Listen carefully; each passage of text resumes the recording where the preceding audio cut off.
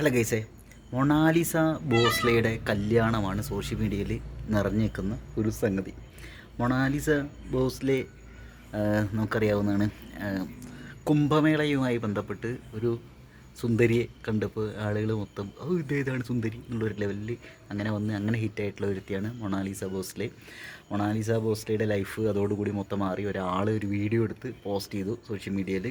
അപ്പോൾ അത് കുറേ പേര് കണ്ട് അടിപൊളി സുന്ദരി ഒക്കെ ആയിട്ട് കുറേ ആളുകൾ അവർക്ക് അവസരങ്ങൾ കൊടുത്തു. സിനിമകൾ കുറേ കിട്ടി. ആഡ് ഫിലിംസിൽ അവർ ആക്ട് ചെയ്തു. അങ്ങനെ അവരുടെ ലൈഫ് മൊത്തം മാറി. ഇപ്പോൾ അവർ ലൈഫിൽ ഒരു ടോപ്പ് ലെവലിൽ ഇങ്ങനെ നിൽക്കുകയാണ്. പിന്നീട് എന്ത് സംഭവിച്ചു എന്ന് വെച്ചിട്ടുണ്ടെങ്കിൽ, അവർക്ക് കൂടെ അഭിനയിച്ച ഒരാളുമായിട്ട് പ്രണയത്തിലായി അവർ. അപ്പോൾ സംഭവം മൂപ്പരെ കല്യാണം കഴിക്കാൻ വേണ്ടിയിട്ട് നാട്ടിൽ വീട്ടുകാരൊന്നും സമ്മതിക്കാത്തൊരവസ്ഥ വന്നപ്പോൾ അവരെന്ത് ചെയ്തു, കേരളത്തിൽ വന്നിട്ട് അവരങ്ങനെ കല്യാണം നടത്തി കൊടുക്കുന്നത് കേരളത്തിലെ കമ്മ്യൂണിസ്റ്റ് പാർട്ടി ആണ്. ഇതാണ് സംഭവം. അപ്പോൾ ഞാൻ ഈ വിഷയവുമായി ബന്ധപ്പെട്ട് പെട്ടെന്ന് എൻ്റെ മൈൻഡിൽ എന്താണെന്ന് വെച്ചാൽ, അപ്പോൾ പലരും പറയുന്നത് അവർ കല്യാണം കഴിക്കാൻ പോകുന്ന ചിങ്ങയുടെ മതമാണ് പലരുടെയും വിഷയം. അതേപോലെ ബോസിലേക്ക് 18 വയസ്സായോ ഇല്ലേ, 18 വയസ്സായിട്ടില്ലെങ്കിൽ അത് വേറൊരു സീനായിട്ട് മാറും.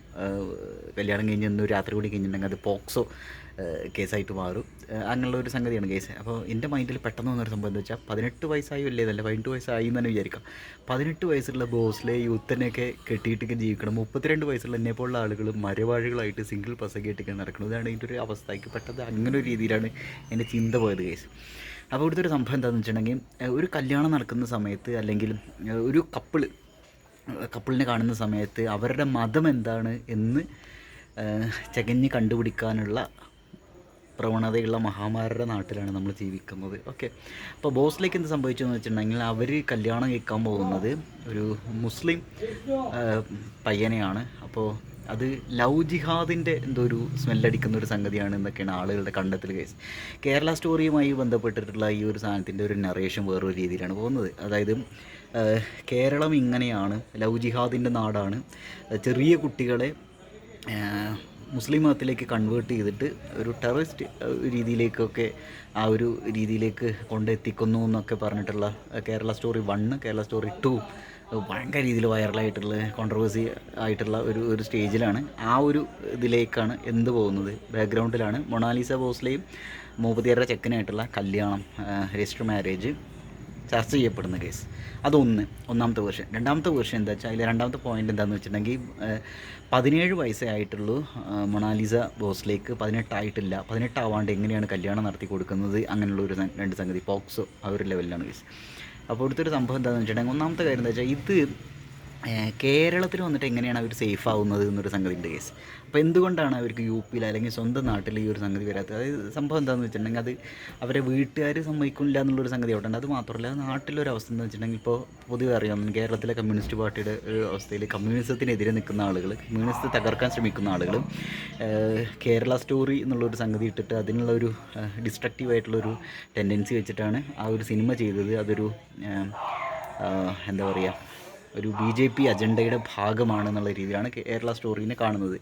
അതായത് അങ്ങനെ ഫണ്ടിങ് ചെയ്തിട്ടുള്ള കമ്മ്യൂണിസത്തിനെതിരെയുള്ള കേരളത്തെ കമ്മ്യൂണിസത്തെ തകർക്കാൻ വേണ്ടിയിട്ടുണ്ടാക്കിയിട്ടുള്ള ഒരു സിനിമയാണെന്നുള്ളൊരു ലെവലിലാണ് കേസ്. അപ്പോൾ ഇവിടെ ഈ ഒരു പോയിന്റ് വെച്ച് നോക്കുമ്പോൾ എന്താ സംഭവം എന്ന് വെച്ചിട്ടുണ്ടെങ്കിൽ, ബോസ്ലെയുടെ ചെക്കനുമായിട്ടുള്ള കല്യാണം ഇവിടെ കമ്മ്യൂണിസ്റ്റ് പാർട്ടി നടത്തി കൊടുക്കുന്ന സമയത്ത് അത് പലരും പറയുന്നത് വെച്ചിട്ടുണ്ടെങ്കിൽ, കേരളം ഇങ്ങനെയാണ്, അതായത് മതസൗഹാർദ്ദത്തിന് പ്രാധാന്യം കൊടുത്തിട്ടുള്ള ഒരു സമൂഹമാണ് കേരള സമൂഹം. കേരള സ്റ്റോറിയിൽ പറയുന്ന പോലെ ലവ് ജിഹാദിൻ്റെ ഒരു നാടല്ല എന്നുള്ളൊരു വേർഷൻ അവിടെ വരുന്നുണ്ട് കേസ്. പക്ഷേ ഇതിൻ്റെ ഒരു വിഷയം ഇവിടെ പറയുന്നത് എന്താണെന്ന് വെച്ചിട്ടുണ്ടെങ്കിൽ, ഇപ്പോൾ ഇവർ ഒരു 2 കൊല്ലം കഴിഞ്ഞിട്ട് അല്ലെങ്കിൽ 1 കൊല്ലം കഴിഞ്ഞിട്ട് ഇവർ ഡിവോഴ്സ്ഡ് ആവുകയാണ് വിചാരിക്കാം, അല്ലെങ്കിൽ ഇവർ സെപ്പറേറ്റഡ് ആവുകയാണ് വിചാരിക്കും, ഡിവോഴ്സ്ഡ് ആവുകയാണ്. ആ ഒരു അവസ്ഥയിൽ എത്തുന്ന സമയത്ത് അറിയാണ്ടോ ആ 18 വയസ്സ് മാത്രമുള്ള ഒരു പെണ്ണിൻ്റെ ലൈഫ് കൊണ്ടുപോയിട്ട് ഇവർ കുളമാക്കി എന്നുള്ളൊരു സംഗതി. പിന്നെ ആ ചെങ്ങായി അവളെ എന്താ ചെയ്യുന്നതെന്നുള്ളത് കൃത്യമായിട്ട് അറിയില്ല. അയാൾ വളരെ നെഗറ്റീവായ രീതിയിൽ അവളുടെ ലൈഫിനെ മാറ്റിമറിക്കുകയാണെങ്കിലും പറയും കേട്ടോ അത് ലവ് ജിഹാദുമായി ബന്ധപ്പെട്ടുള്ള ഒരു സംഗതിയാണ്, അല്ലെങ്കിൽ എന്താ പറയുക, ആ പെണ്ണിൻ്റെ ലൈഫ് തകർത്തു, അത് മതത്തിൻ്റേതായിട്ടുള്ള എന്തോ ഒരു സുനാപ്പികൾ ഇതിൽ വരുന്നു എന്നുള്ള രീതിയിലേക്കൊക്കെ ചർച്ച ചെയ്യപ്പെടാനുള്ള സാധ്യത ഉണ്ട്. അല്ലെങ്കിൽ ആളുകൾ അങ്ങനെ ചർച്ച ചെയ്യിക്കാനുള്ള സാധ്യത ഉണ്ട്. അതായത് പോസിറ്റീവായിട്ടുള്ള കാര്യങ്ങൾക്ക് പൊതുവെ ആളുകൾക്ക് താല്പര്യമില്ല, ഇങ്ങനെയുള്ള നെഗറ്റീവായിട്ടുള്ള സംഗതികൾ പെട്ടെന്ന് ആളുകൾ ചർച്ച ചെയ്യപ്പെടും എന്നുള്ളൊരു സാധനമുണ്ട്. അതൊന്ന്. അതായത് ആളുടെ ലൈഫിൽ എന്ത് എപ്പോൾ വേണമെങ്കിൽ സംഭവിക്കാം എന്നുള്ളൊരു സംഗതി. പിന്നെ ആളുടെ ലൈഫ് ഇപ്പോൾ ഉള്ള ഇഷ്ടങ്ങളായിരിക്കണം എന്നില്ല, ഭാവിയുള്ള ഇഷ്ടങ്ങൾ, ഇതിലൊക്കെ മാറ്റങ്ങൾ വരാം. പിന്നെ റിലേഷൻഷിപ്പ് എന്ന് പറയണമെങ്കിൽ എല്ലാ കാലത്തും ഇപ്പോൾ പ്രണയ വിവാഹങ്ങളിലാണ് കൂടുതൽ ഡിവോഴ്സ് ഉള്ളത് എന്നുള്ളൊരു കണക്ക് വരുന്നുണ്ട് കേസ് അല്ലേ. അപ്പോൾ ഇതിൻ്റെ ഒരു സംഭവം എന്താ വെച്ചാൽ അങ്ങനെ അഥവാ അവർ ഡിവോഴ്സ്ഡ് ആവാണ്ടിരിക്കട്ടെ എന്നൊരു സംഗതി എന്തായാലേ നമ്മൾ ആലോചിക്കുക. ഒരു കല്യാണത്തെക്കുറിച്ച് നമ്മൾ ചർച്ച ചെയ്യുന്ന സമയത്ത് കൂടെ ഡിവോഴ്സ് ഉള്ളൊരു സാധനം കൂടി വരുന്നത്. ഇതാണ് നമ്മുടെ ഒരു മൈൻഡ് സെറ്റ്, ഇതാണ് സംഭവം എന്തായാലേ. അതിൻ്റെ ഒരു ഭാഗം കൂടിയാണ് എന്നുള്ളതാണ് അതിൻ്റെ ഒരു രസം, അതിൻ്റെ ഒരു സംഗതി, സർക്കാസ്റ്റിക് ആയിട്ടുള്ളൊരു സംഗതി. അപ്പോൾ ഇവിടെ പറഞ്ഞു വരുന്നൊരു സംഗതി അതൊന്ന്. ഇതിലെ രണ്ടാമത്തെ പോയിന്റ് എന്താ വെച്ചിട്ടുണ്ടെങ്കിൽ പോക്സോ ലെവലിലുള്ള ഒരു സംഗതി. അതായത് 17 വയസ്സും 2 മാസം മാത്രമാണ് ബോസ്ലെ മൊണാലിസയുടെ പ്രായം എന്നാണ് പറയുന്നത്. അപ്പോൾ ഞാൻ ആലോചിക്കുന്നത് എങ്ങനെയാണ് 18 വയസ്സാവാത്ത ഒരു പെങ്കൊച്ചിൻ്റെ കുട്ടിയായിട്ടല്ലേ കരുതുക, കല്യാണം എങ്ങനെയാണ് രജിസ്റ്റർ ഓഫീസിൽ നടക്കുക എന്നുള്ളൊരു സംഗതിയോടാണ്. അപ്പോൾ എനിക്കൊന്നും ടെക്നിക്കലി അങ്ങനെ നടക്കില്ല, 18 വയസ്സായിട്ടുണ്ടെങ്കിൽ തന്നെ നടക്കുള്ളൂ. അപ്പോൾ അവളുടെ അമ്മയോ അച്ഛനോ ആരുടെ ഒരു വോയിസ് ഇങ്ങനെ വരുന്നുണ്ട് കേസ് 18 വയസ്സായിട്ടില്ല മൂപ്പത്തിരിക്കുന്നത്. പക്ഷേ 18 വയസ്സാവാണ്ട് രജിസ്റ്റർ മാരേജ് ചെയ്യാൻ പറ്റില്ല. അപ്പോൾ 18 വയസ്സായി എന്നാണ് എനിക്ക് തോന്നുന്നത് കേസ്. അപ്പോൾ ഇവിടെ പിന്നെന്താണ് പ്രായം ഒരു മറച്ച് വെച്ചതെന്നുള്ളൊരു സംഗതി ഉണ്ട്. അത് അവർ പറഞ്ഞു വന്നപ്പോൾ സോഷ്യൽ മീഡിയയിൽ ഒരു ഹൈപ്പ് കിട്ടാൻ വേണ്ടിയിട്ട് അവരെ പ്രായം ഇപ്പോൾ 16-ാം വയസ്സിൽ ഇത്രയും അടിപൊളിയായിട്ട് സൗന്ദര്യമുള്ള ഒരുത്തി മൂപ്പത്തിയേക്ക് ഇത്രയും അവസരങ്ങൾ കിട്ടുമെന്നൊക്കെ ആ ഒരു ഹൈപ്പ് കിട്ടാൻ വേണ്ടിയിട്ട് ചെയ്തതാണോ, സോഷ്യൽ മീഡിയയിലെ ആളുകളൊക്കെ അങ്ങനെ ഒരു ക്യാപ്ഷൻ കൊടുത്തതാണോ എന്ന് അറിയില്ല കേസ്. അത് അവരത് അങ്ങനെ പറഞ്ഞതാണോ, മൊണാലിസ അങ്ങനെ പറഞ്ഞതാണോ.